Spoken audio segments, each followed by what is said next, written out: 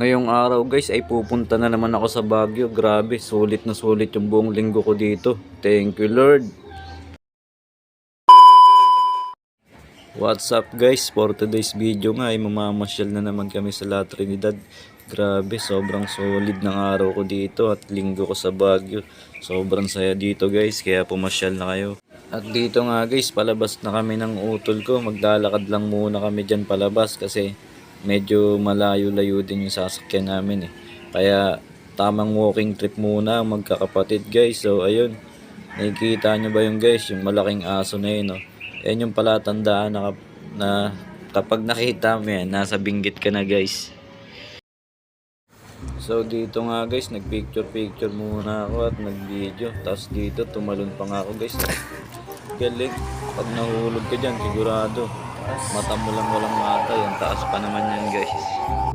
At dito nga guys, medyo bibilisan ko na yung pagbibideo at pag-i-edit para hindi na masyadong mahaba yung pagkuha ko, baka mainis na yung mga viewers ko guys. At dito nga guys, nakasakay na nga kami ng jeep papuntang La Trinidad. Sobrang bilis ng biyahe namin guys. At syempre, eto na nga, nasa La Trinidad na nga tayo guys sa wakas.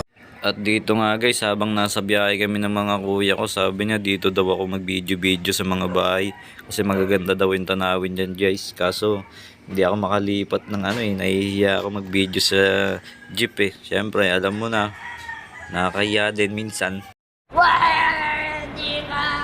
At sa wakas, nandito na nga tayo sa strawberry farm ng La Trinidad. Grabe, excited na ako guys. So, bilisan na natin ulit.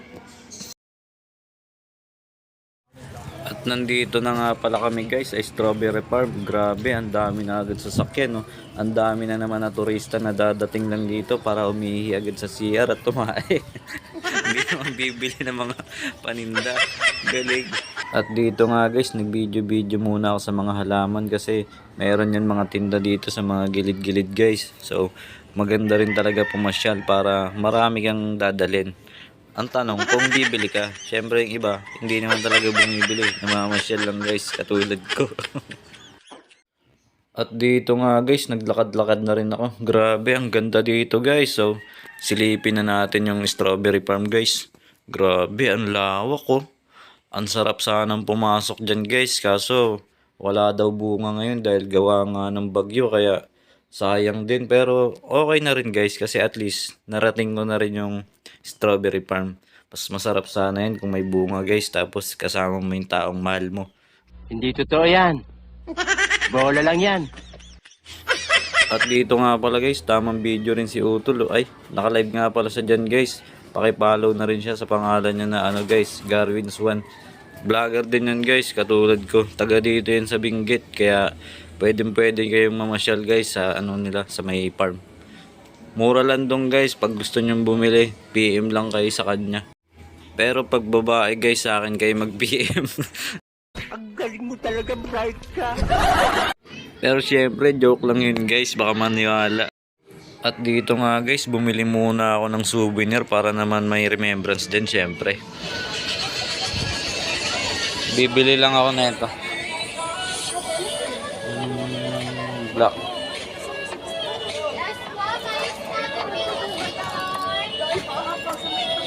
Isang ang black te. Si ate. Bakit? Ay, nakapa dito? Yes. Mama, is natin Mama, hindi naman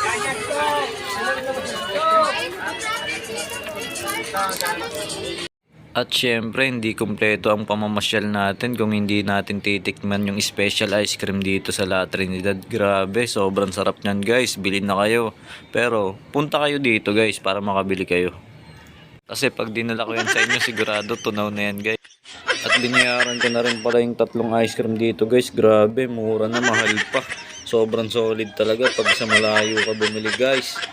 At dito nga guys, titikman ko na rin yung ice cream. Grabe, ang sarap na ito guys. Sana kasama ko rin yung taong mahal ko habang kumakain kami ng ice cream. And after that nga guys, umalis naman kami para lumipat sa Baguio. Doon naman kami sa may Bornham guys, sa may pasyalan. Grabe, alam ko maganda doon guys eh. So ayun nga guys, nandito na nga kami sa Bornham. Grabe, ang ganda guys oh. Ang dami kang makikita ng mga couple dito guys. Sana all na lang talaga may jowa. Yung sa akin kaya, kailan kaya pupunta yun? Sana sumunod din, no? Para may kasama din ako guys, para hindi na puro sana all na lang. At dito nga guys, so tignan mo naman yung tubig. Grabe, ang ganda guys. Kuwang-kuha niya talaga yung inis ko. Para ka nagkape.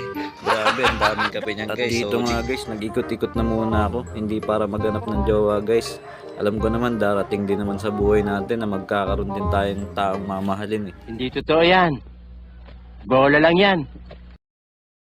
And after that, kumain na nga rin pala kami dito guys. Kasama ng mga pamilya ng kuya ko. Ayan no, yung mga pamangkin niya. Ay, pamangkin ko pala. Mali yung pagkain namin din guys. Masarap talaga kapag libre. Alam mo na, syempre, walang gastos. Tatapos nga pala guys, nandito naman kami kay Kuya Noel. Nag-ikot-ikot naman. So hanggang dito na lang guys. Nasayang ko na naman yung ilang minuto nyo. Salamat.